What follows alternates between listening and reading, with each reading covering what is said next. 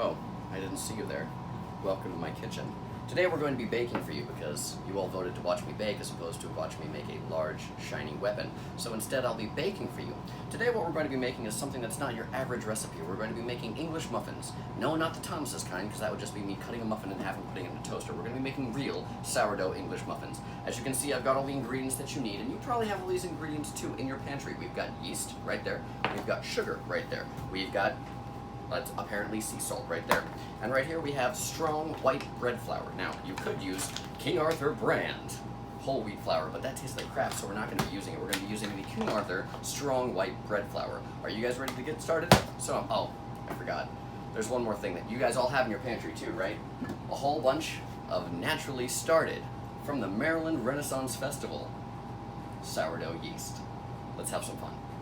Now, we've got everything laid out in front of us the way we need it. The first thing we're going to need to do is we're going to need to start the active dry yeast. This stuff doesn't come actually ready to go, so what you need to do is you need to prep it.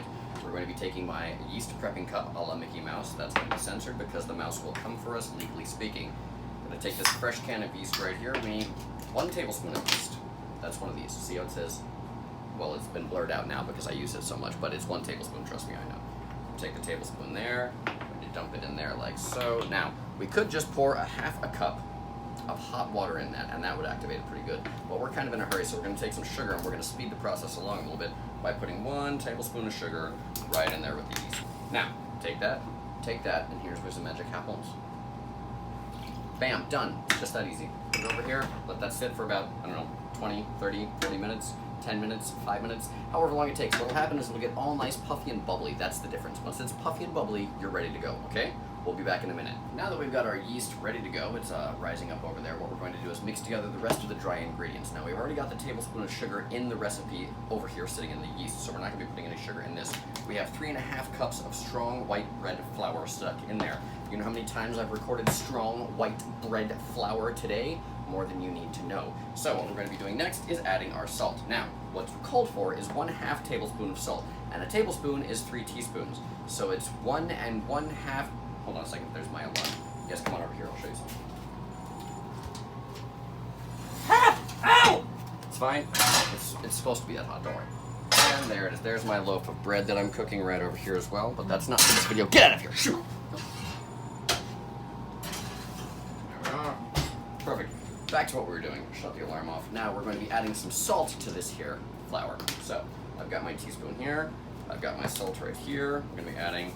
This is the exciting part of cooking shows where you get to see them add the things. This is the part that people apparently like. Look at this. It's like ASMR except with salt. Listen. Oh, that's good.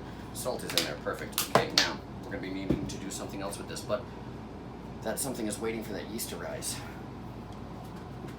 So, just want a cup of coffee? Okay, let's make some coffee.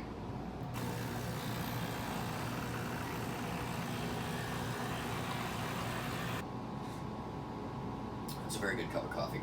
I highly recommend getting an espresso maker. Now, the yeast, as you can tell, is rip-roaring and ready to go. So what we're going to be doing is we're going to be moving the yeast from here into the pre-mixed flour that we have here. In goes the yeast, just like so. As you can see, all those foam. All that foam, that's the good stuff right there. Now, we also need 1/4 of a cup of milk. Now, I don't have a 1/4 cup measure. What I do have is a 1/2 cup, so I'm going to put 1/2 of a 1/2 cup in there, which is technically a 1/4 cup.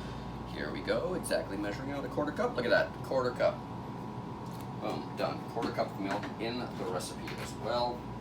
We also need 2 tablespoons of butter. Now, on butter sticks, they actually have little tiny lines measured out that say tablespoons, so I just sliced it like that, because it would be really annoying to try and take this round tablespoon, scoop out the butter, and then get the round thing out. Trust me, just slicing is a lot easier.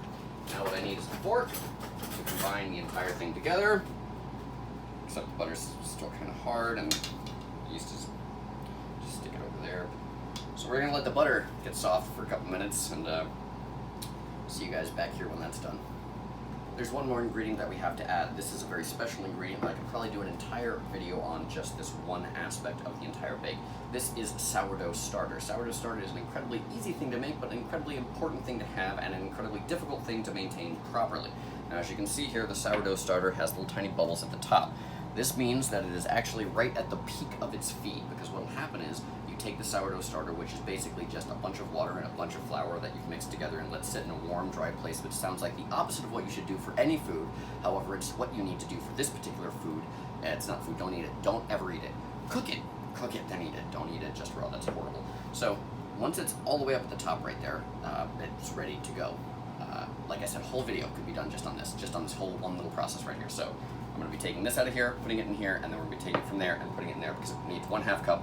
Don't know if that's 1/2 cup because it's kind of bubbly and fluffy, so once I punch in there and start deflating it, it will become less puffy, and it'll go in the cup. Like I said, whole video just on sourdough starter. If you guys want me to do that, you can leave like a comment or whatever on this video. I don't know if this is going on YouTube or if it's going on Instagram. Seems like it's going to be a little lengthy for Instagram, so probably on YouTube. Here we go.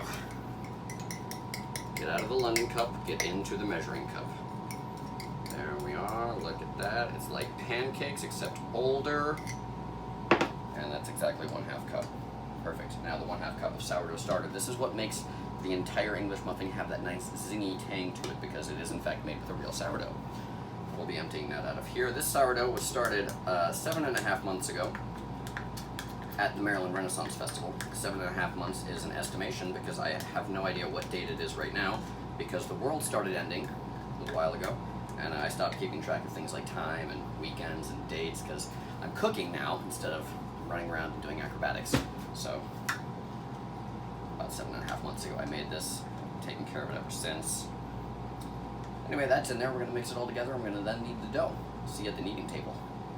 Alright, what I've decided to do here, because 1/2 cup of water was nowhere near enough water, so that recipe was complete bunk. What we're going to be doing is adding 1 extra 1/2 cup of water, but 1 extra 1/2 cup of water is still not enough water for this, so I'm going to be adding, right now, a 1/16 of an ounce of water. So it's 1 cup and 1/16 of a cup of water. Can you handle that measurement? 1 cup, 1/16 of a cup. You got it? Good. Moving on. Do you feel the need to knead? Now, I saw this happen on Instagram one time. This guy that had like these long, flowing golden locks of hair was like, so maybe it's the hair that helps with that. So I'm just gonna sprinkle this all over like that, just a little touch of this. Now this is just regular all-purpose flour. This isn't bread flour right here. You don't want to use bread flour for this because it would just add to the recipe, and this is wheat flour. Just, hold on.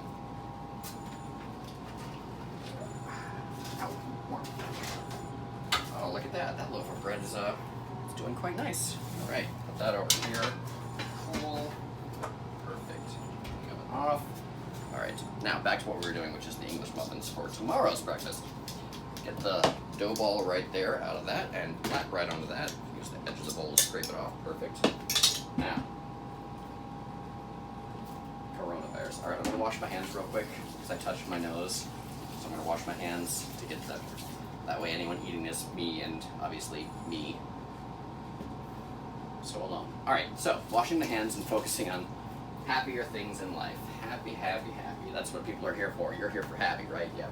Well, we're going to be all sorts of happy. We'll take this, sprinkle a little bit of that on that. Now we take the loaf like that. Now this is going to be really tacky at this point, so what you're going to want to do is not handle it and squeeze it. You don't want to get So, you don't want to get manhandly, you want to just fold over. Quick hands doesn't mean anything. Quick hands means that you're not going to get dough on your fingers. So you just bring it back, down a little. Take it, bring it back, down a little. Take it, bring it back, down a little. You do this, and what you're doing here is you're developing the gluten. The gluten is what makes it all puffy and fluffy.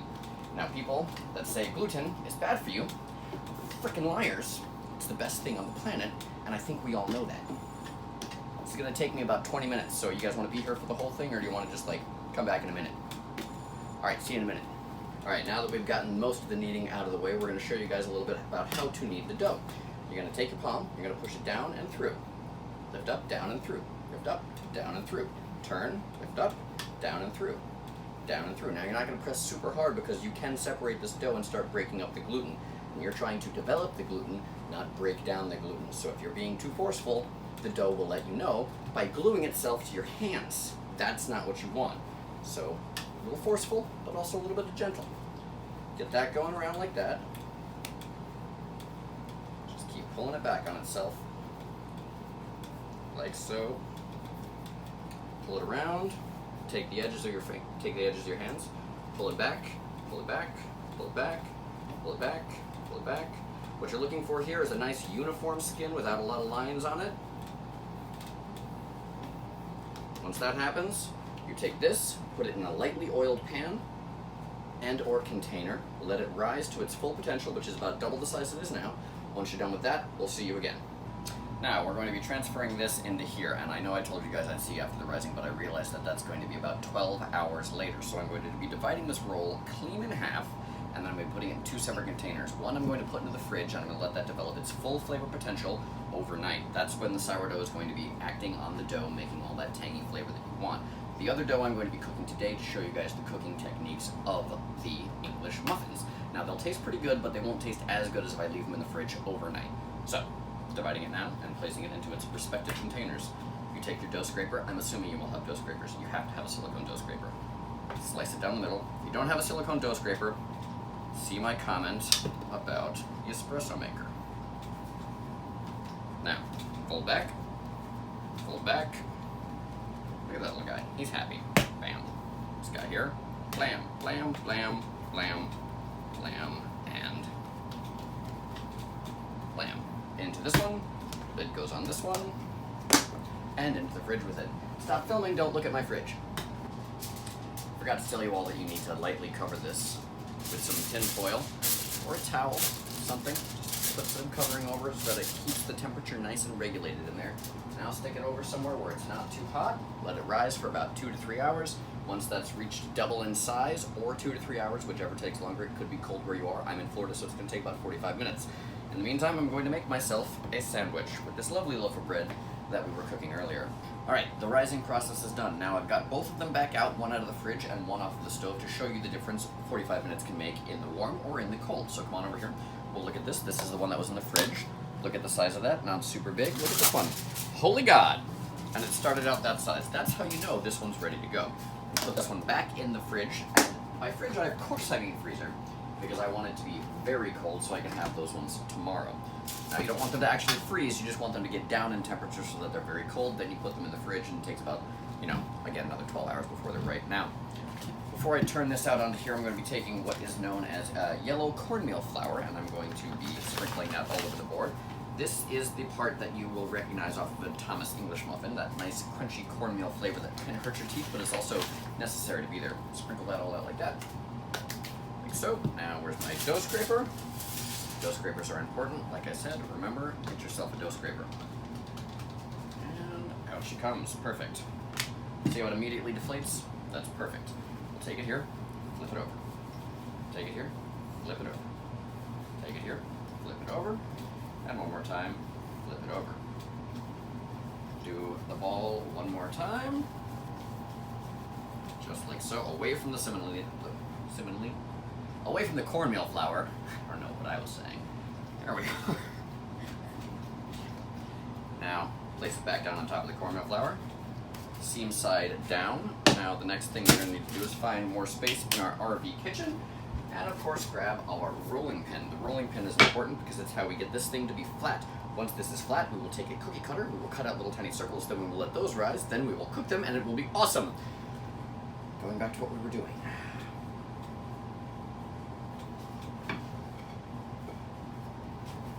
What are you doing in quarantine, Ichabod? Oh, just baking, working out, baking, drinking coffee. Now, the important thing here is that once you get to a certain size, it's going to want to start springing back. So the thing that you do with that is you just let it sit for about 4 to 5 minutes, depending on how much it's springing back. Because if it's springing back, it's not ready to be flattened out to its full flat potential yet. So you let it sit for about 4 to 5 minutes, come on back, we'll do it again. Now we're going to go back at this, considering that it has rested for just a little bit. You let it rest because, I didn't say this earlier, but I should say it now. You let it rest because the gluten relaxes, and once it relaxes, you can stretch it out a little bit further. Now we're going to stretch it out a little bit further. When doing this, you're going to do a cross-hatch pattern. Again, I didn't tell you in the last video because I figured I didn't need to tell you that. And by last video, I mean the same video. This is all one video. This was one take. That's why these smash cuts are so seamless. Alright, now as you can see, it's coming to its full flatness potential here. About, I'm going to call that 3/4 of an inch thick. I want it to be about 3/4 of an inch thick because everything's going to puff up one more time. And it'll be our final rise. Nice circular, beautiful. Now that that's there, we're going to need our cookie cutter, which we obviously have because we're stocked and prepared for this video. So I'm going to take this milk steamer cup, and I'm going to start cutting these out into little tiny milk steamer cup shapes. I'm just going to punch it down like so, turn, bring it out, blam. And that way your English muffin has a little tiny point like it's a bird. Like a little angry bird. We're making little angry bird English muffins. That's what we're doing here. Put it on your covered piece of parchment. Maybe I'll move that over here, that way I don't have to keep running around. And we'll do another one. We'll go like this right here into the corner. Spark. Bam. Angry bird. Bam. Angry bird. Now you want to keep these away from each other and away from the edges because the sticky part right there will touch the edge and it'll be ruined because once it puffs up it's going to be very delicate, so be very careful where you put those. That angry bird to there. Angry bird. That's okay, put that right over there. Turn it this way so it looks like in the video. Alright, we'll edit that. And now we'll make the next angry bird. Kablam. Now, I wouldn't worry too much about any waste that you have with this because this can all be pounded back together and then turned into, what I like to do with this, I like to make a pizza. English muffin pizzas are phenomenal tasting. And all you would have to do for that is flatten it out into a pizza shape, but you all know that. Flatten that out. There we are. And one more out of here. And there we are. As you can see, this recipe makes about 10 English muffins, 8 English muffins, and we have plenty of leftover. See you in a couple minutes when those are rised, when those have risen. We've reached the baking portion. It took us a long time to get here, but now we're here. So what we're going to be using is my favorite pan, the La Creuset. It's warm. I was preheating it. The La Creuset, it's like a Dutch oven, but a pan, so it's really nice. It's a ceramic-coated cast iron. Holds a lot of heat, which is really good for what we're going to be doing, because we're basically going to be baking these in an oven, except we're doing it on a pan, so you get one side much more brown than the other side. So, come on over here, I'll show you what we're going to do. I'm going to be taking these, very delicate, very risen, very ready to go. You can tell because you can see how the seam, where we punched them down, has gotten almost double in size. Now we'll take the first one here very carefully, because they're very puffy. I will lay it in the pan. Same thing with this one. Same thing with this one. Until you fill up the pan. Normally about 4 is all you can fit in there. Now we'll take the pot holder, because I can learn, and we'll put the lid back on the pan, and we will let that sit at a low flame for 7 whole minutes. See you guys in 7 minutes. They're done. Time to turn them and cook the other side. Get in here and get a look at this. Watch the steam. Oh, look at that. It's beautiful. Gorgeous. Now, flip that one around, flip that one around, that one, and of course, that one. And put them on for another 6 to 7 minutes. You don't need the lid on them this time, however, because the lid was just there to keep the steam in so that you could allow them to rise and the crust wouldn't crack open. The steam helps keep the crust a little soft. Now that we've developed that and it's risen to its full potential, we can leave the lid off and cook them the rest of the way for another 3 to 4 to 5 to 6 to 7, depending on how high your flame is, minutes. The moment you've all been waiting for, they're finished. We're going to grab our plate. Pay no attention to these ones. They have nothing to do with me practicing and making sure they look perfect when they come out of the pan. I'm going to remove them from the pan, and obviously my fingers have no feeling left in them after the incident with the La Creuset pan earlier, so I don't have to care about that anymore. Now, I'm not going to open these ones. These are still hot. I'm going to open one of these, though, and I'm going to show you exactly what it looks like on the inside. It's going to have all the nooks. It's going to have all the crannies. It's going to have all the hook and all the nooks and crannies. Just saw right through it. See that? I've got everyone's attention, and you could have everyone's attention in your household too if you follow the recipe and bake these beautiful English muffins made in America, American English muffins, American muffins made out of English American. Get the reveal. Look at that. Nooks, crannies, everything you could ever want. Take yourself a dab of butter, turn it on there. That's the important part, the dog's camera person, not the actual English muffin. Look at that, ladies and gentlemen. Now you could toast this, or you could just let the butter melt right there happily on it. But like I said, if you follow the recipe, you do the thing, you do it right, it works. It just works.